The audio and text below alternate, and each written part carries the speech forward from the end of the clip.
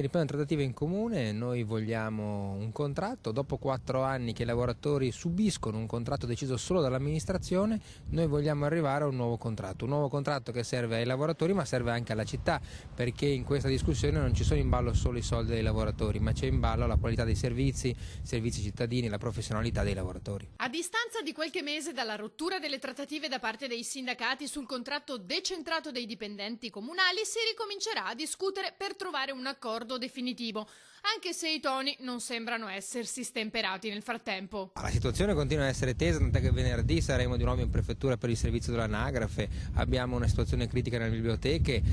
purtroppo questa amministrazione continua solo e soltanto ad investire in alcuni settori, sappiamo che l'unico e il principale settore strategico che si considera quello della polizia locale. Noi invece siamo convinti che servono altri servizi, serve assumere, serve garantire qualità in tutti i servizi del comune, perché la città non ha bisogno solo di vigili urbani che girano, mettono multe, controllano il territorio, ma ha bisogno anche di servizi di qualità, pensiamo a quelli educativi, anagrafici, servizi alle imprese, al territorio, ai cittadini, tutti strumenti che senza mettere al centro un nuovo contratto che rilanci salari e diritti non si possono attuare. Ecco, vi siete dati delle tempistiche? Ma sicuramente per noi questa è l'ultima chiamata, perché da 4 anni stiamo facendo una discussione molto complicata, i lavoratori si sono espressi con un referendum, hanno bocciato questo contratto e hanno chiesto a questo sindaco di cambiare linea. Se a questo punto non ci sarà un cambio è chiaro che la mobilitazione sarà inevitabile.